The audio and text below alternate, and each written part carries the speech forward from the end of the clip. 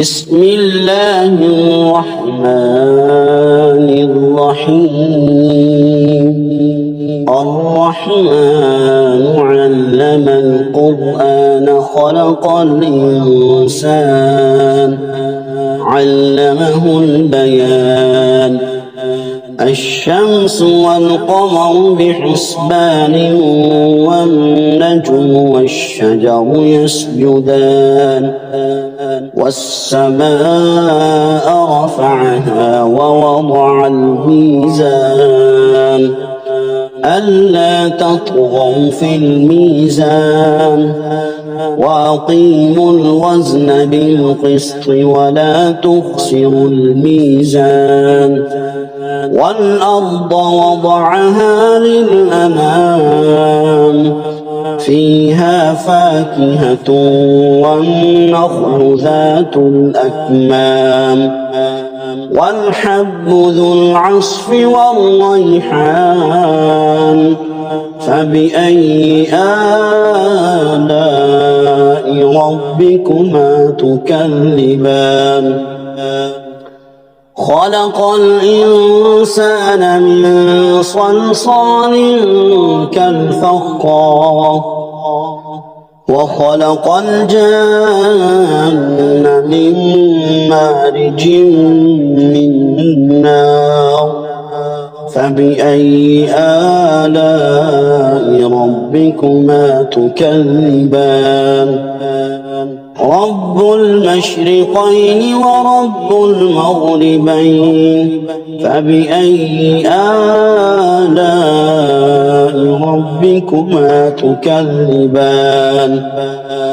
مرج البحرين يلتقيان بينهما برزخ لا يبغيان. فبأي آلاء ربكما تكذبان؟ يخرج منهما اللؤلؤ والمرجان. فبأي آلاء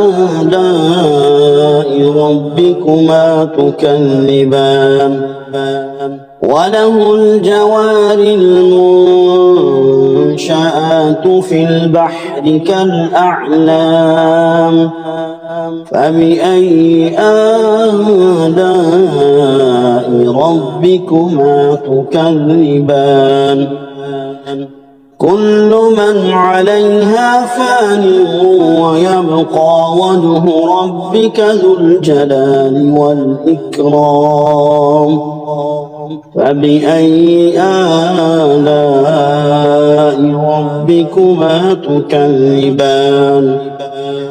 يسأله من في السماوات والأرض كل يوم هو في شأن. فبأي آلاء ربكما تكذبان؟ سنفرغ لكم أيها الثقلان. فبأي آلاء ربكما تكذبان؟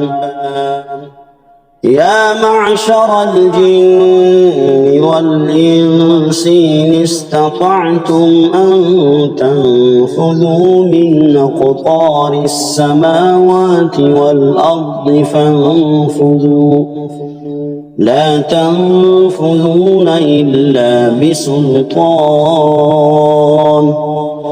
فبأي آلاء ربكما تكذبان؟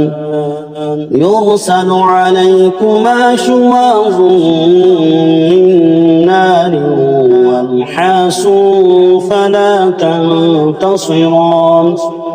فبأي آلاء ربكما تكذبان؟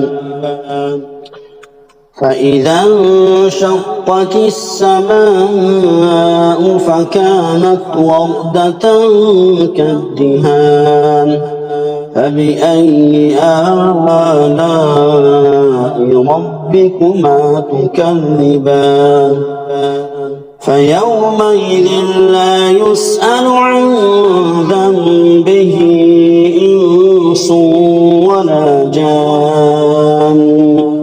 فبأي آلاء ربكما تكذبان يعرف المجرمون بسيماهم فيؤخذ بالنواصي والأقدام فبأي آلاء ربكما تكذبان هذه جهنم التي يكذب بها المجرمون يطوفون بينها وبين حميم آن فبأي آلاء ربكما تكذبان ولمن خاف مقام ربه جنتان فبأي آلاء ربكما تكذبان ذواتا أفنان فبأي آلاء ربكما تكذبان فيهما عينان تجريان فبأي آلاء ربكما تكذبان فيهما من كل فاكهة زوجان فبأي آلاء ربكما تكذبان متكئين على فرش بطائنها من استبرق وجنى الجنتين دان فبأي آلاء ربكما تكذبان فيهن قاصرات الطرف لم يطمثهن إنس قبلهم ولا جان فبأي آلاء ربكما تكذبان كأنهن الياقوت والمرجان فبأي آلاء ربكما تكذبان هل جزاء الإحسان إلا الإحسان فبأي آلاء ربكما تكذبان ومن دونهما جنتان فبأي آلاء ربكما تكذبان مدهامتان فبأي آلاء ربكما تكذبان فيهما عينان نضاختان فبأي آلاء ربكما تكذبان فيهما فاكهة ونخل ورمان فبأي آلاء ربكما تكذبان فيهن خيرات حسان فبأي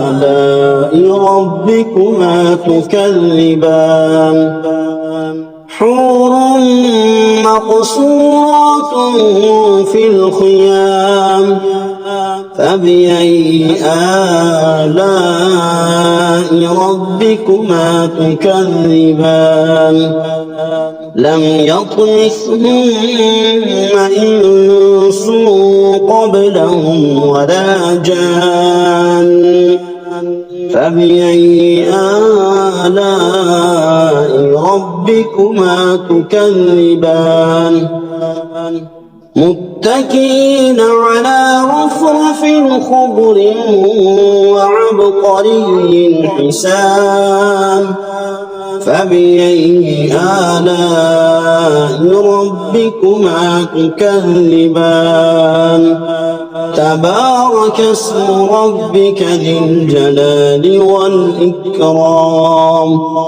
صدق الله العظيم.